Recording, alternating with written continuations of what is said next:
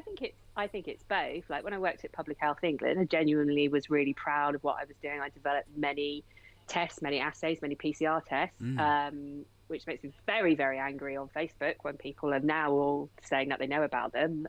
Very, very angry indeed. Yeah. Got with myself and my boss, we got a patent for a TB test. We developed a test to detect Mycobacterium tuberculosis in an hour.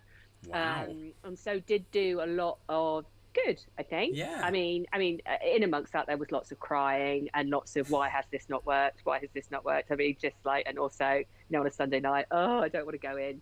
But intermingled in those 13 years was just, I do think, definitely did a lot of good. And when I worked in the latter years, did a lot of DNA sequencing, which they're doing now, and they're looking at the different variants of the virus. And so we would sequence things, and there was like an outbreak of neonate deaths in a hospital, and we were able to, in like 24 hours, turn around the sequencing to say exactly what was causing these newborns to die. And so wow, I definitely felt that I was making a difference. And now, like, if something happens and you just get stressed at work, or because there's always some stressful thing that happens at work, in my mind I'm like, is a newborn baby going to die if I mess this up? And the answer is always no. So that it makes me feel a bit more chilled. But I definitely think me and the people that I work with definitely, and they continue to make a difference. So and they let me sing Black Velvet in many of the summer do's. Fucking hell. And the Christmas ones. Those guys are keepers. That's a job for life. Yeah. Wow. Yeah. I mean, it's sort of like it takes me back to conversations that I've had with people before, where I'm like, I feel like my intelligence level is somewhere along like the medium of like average intelligence. But you do coding. Yeah, it's higher than that. I did a 2-day programming for biologist course at Public Health England with my bioinformatician colleagues. Right at the end of day 1, I walked out crying.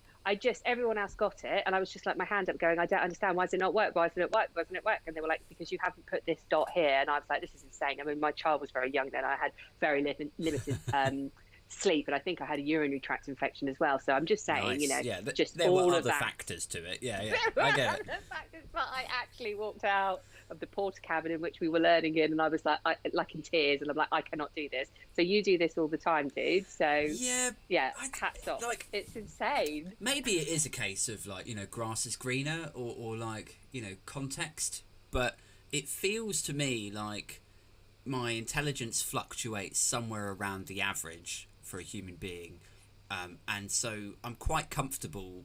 I've sort of learnt through making a sack of mistakes how to code ish, but I sort of tell myself it's okay for me to do coding and to make mistakes and fix things and break things again, etc., because at the end of the day nobody fucking dies, right?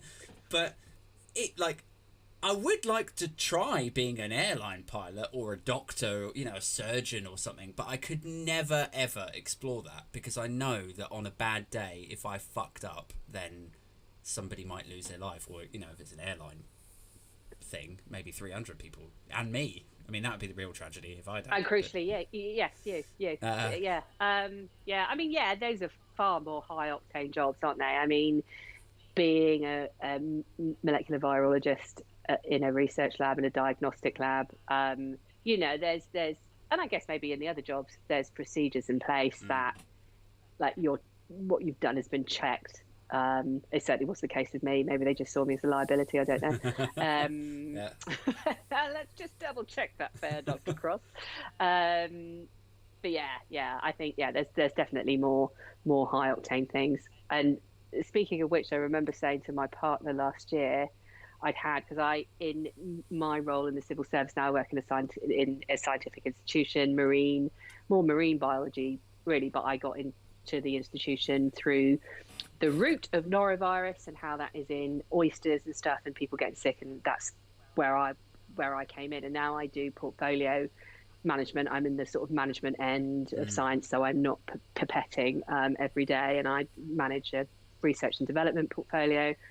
and a commercial portfolio, and I had a bit of a stressful day, and I came home and I said to my partner, I was like, honestly, I cannot believe how stressful project management can be. And like was just really like, oh my God. And he went, yeah, because Grenfell was a walk in the park lease. And I was like, oh my God. Yeah. It was actually at Grenfell. But I went, I had to leave the room, and I was like, okay, so I hate myself now, and I am sorry for that. Can we pretend that's never happened? But then it's relative, isn't it? Like a tough day for you as a portfolio manager now. It's still a tough day, because it's like a tough day versus the other like 100 days when everything went pretty easily, and you just waltz in, get a coffee and sit down and